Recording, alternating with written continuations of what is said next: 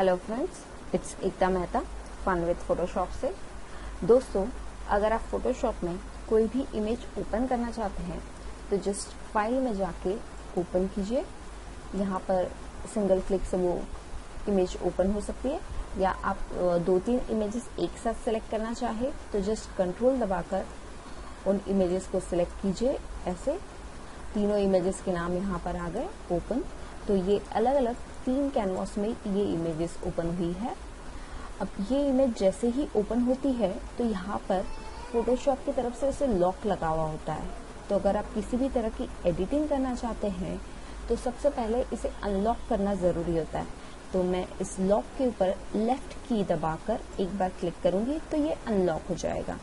अगर आप फिर से इसे लॉक करना चाहते हो यहाँ से कर सकते हैं। ये मैंने पहले अनलॉक कर लिया। अब ये लेयर के रूप में हमारे सामने है। अब इस इमेज को मैं इस पानी वाली इमेज पर ले जाना चाहती हूँ तो सिंपली यहाँ से हम ये मूव टूल सिलेक्ट करेंगे। कर्सर का शेप चेंज है। अब इस इमेज पे मैं कहीं भी क्लिक करके इसको जस्ट ऐसे ड्रैग करते हुए इस दूसरी इमेज पे लेके आ जाऊंगी तो ये इमेज यहाँ पर पेस्ट हो गई। अब यहाँ पर नीचे बैकग्राउंड इमेज पहले वाटर वाली है, इसको हमने अनलॉक कर लिया और इसके ऊपर ये टाइगर वाली इमेज आ गई। अब इस इमेज को इसको मैंने इसी ऊपर वाली इमेज को सिलेक्ट किया हुआ है, ये हमें इस लेयर बॉक्स से पता चल रहा है। अब इस इमेज को मैं अगर छोटा बड़ा करना चाहती हूँ तो जस्ट यहाँ पर जाकर एडिट एंड फ्री ट्रांसफॉर्म मैंने सिलेक्ट किया।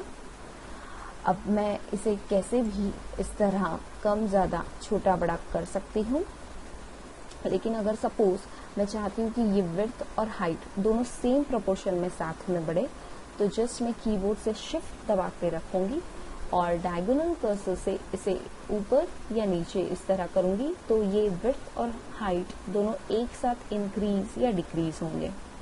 ओके, अब मुझे लग रहा है कि ये इमेज मैंने सेंटर में यहाँ पर पेस्ट कर दी और सिर्फ ये सेंटर पॉइंट जो है इसका सिर्फ यहाँ से ही वो कम या ज़्यादा हो, तो उसके लिए मैं शिफ्ट और अल्ट दबा कर रखूँगी तो ये इमेज सिर्फ सेंट्रल पॉइंट से ही छोटी या बड़ी हो सकती है। ऐसे समझ में आया डिफरेंस?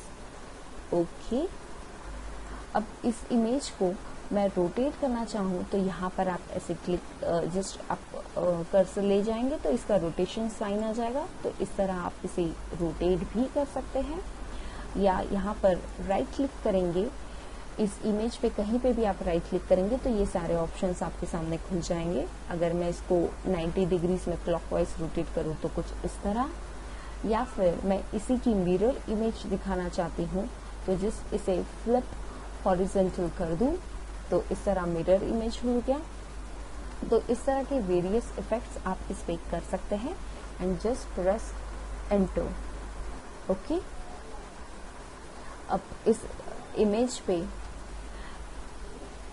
यहाँ पर ओपेसिटी बार होता है, इसकी ओपेसिटी आप कम या ज़्यादा कर सकते हैं। 0 से 100 के बीच में आप कुछ भी सेट कर सकते हैं। और यहाँ पर इसका मोड होता है, नॉर्मल मोड चल रहा है अभी, इसको मैं डिसॉल्व कर सकती हूँ, या फिर लीनियर डॉज या सैचुरेशन, ऐसे अलग अलग इफेक्ट्स आप इसमें कर सकते हैं। ओके,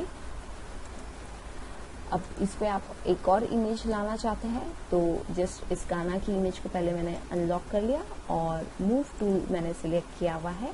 यहाँ से ड्रैग करते हुए मैं इसको यहाँ पर इस तरह पेस्ट कर सकती हूँ ऐसे।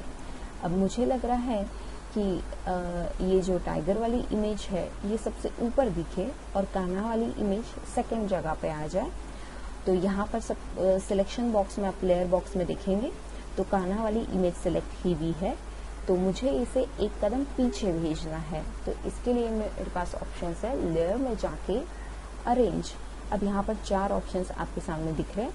तो सबसे पहला है ब्रिंग टू फ्रंट, यानी अगर आप मल्टीपल लेयर्स में वर्किंग कर रहे हैं तो अगर आप किसी लेयर को सबसे टॉप में सबसे ऊपर रखना चाहते हैं तो ब्रिंग टू फ्रंट सिलेक्ट कीजिए। सेकेंड ऑप्शन है ब्रिंग फॉरवर्ड, मतलब एक कदम आगे आए, और सेंड बैकवर्ड यानी एक कदम पीछे जाए, एक लेयर के पीछे ये लेयर चली जाए। एंड सेंड टू बैक यानी सबसे लास्ट में ये लेयर चली जाए। तो अभी हमें चाहिए कि एक लेयर पीछे जाए, तो हमने किया सेंड बैकवर्ड, यानी एक लेयर के पीछे ये कान्हा की लेयर आ गई। देखिए यहाँ लेयर बॉक्स में हमें समझ में आएगा ऐसे। तो इस तरह आप इमेज ओपन कर सकते हैं। अगर सपोज मैं इस इमेज की साइज बढ़ाना चाहती हूँ, तो यहाँ पर इमेज में जाके हम इसकी इमेज साइज देखते हैं। तो 21 इसकी विड्थ एंड 14 इसकी हाइट चल रही है।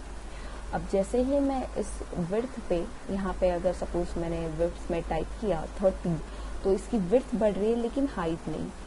अगर मैं चाहती कि फोटोशॉप खुद ऑटोमेटिकली डिटेक्ट कर ले कि इसकी विड्थ के साथ ही इसकी हाइट बढ़े, तो इस जो यहाँ पर अटैचमेंट बटन दिख रहा है उस पर जस्ट हम एक बार क्लिक करेंगे, तो विड्थ और हाइट अब दोनों सेम प्रोपोर्शन में बढ़ेंगे। तो जैसे ही अब मैं विड्थ टाइप करती हूँ तो उसकी हाइट भी चेंज हो रही है इस तरह से।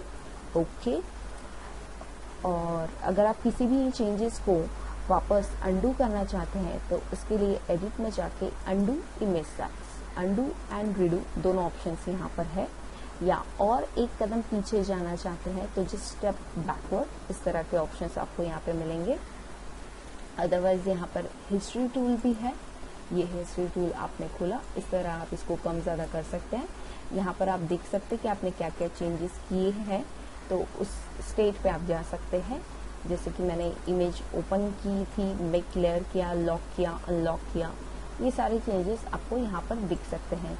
अगर इसमें किसी भी तरह का आपको पीछे जाना है, तो सपोज मैं चाहती हूँ कि जो मैं ओरिजिनल मैंने जैसे इमेज खोली थी वहाँ पे आ जाऊँ, तो ये सारी लेयर्स हट गई। फिर मुझे लगा कि नहीं, मुझे वापस सारी लेयर्स चाहिए, तो जिस हिस्ट्री पे जाके जहाँ पर आपने स्टॉप किया था बस उसको रिज्यूम कर लीजिए ऐसे। तो आप किसी भी हिस्ट्री स्टेट को यहाँ से आप चेंज कर सकते हैं। ओके। तो यहाँ पर अगर हम लेयर्स की बात करें, यहाँ पर इमेज आ गई है, इमेज साइज हमने चेंज की, इसकी कैनवास साइज भी अगर मैं चेंज करना चाहती हूँ तो इमेज में जाकर कैनवास साइज हमने सिलेक्ट किया। अब यहाँ पर विड्थ 600 एंड हाइट 400, अगर मैं हाइट को 500 करती हूँ तो सिर्फ इसकी हाइट बढ़ जाएगी। अब ये दोनों तरफ से बढ़ी है। अगर मुझे लग रहा है कि हाइट सिर्फ नीचे से बढ़े, तो एक तो कंट्रोल Z मैंने पहले कर लिया, अंडू कर लिया इस चेंज को मैंने, और इमेज में जाके कैनवास साइज वापस सेलेक्ट किया और इसकी हाइट 500 करके यहाँ पर मैंने पहले रीसेट कर लिया इसको, यहाँ सिंगल इस बटन पे क्लिक करके। अब मैं चाहती हूँ कि सिर्फ नीचे की तरफ से हाइट बढ़े इस तरह से, तो मैंने ओके किया। अब ये सिर्फ नीचे की तरफ से इसकी हाइट बढ़ी है ऐसे। तो ये होता है किसी भी इमेज को ओपन करना, उसको लेयर्स के रूप में ड्रैग करना इस तरह से। Thank you.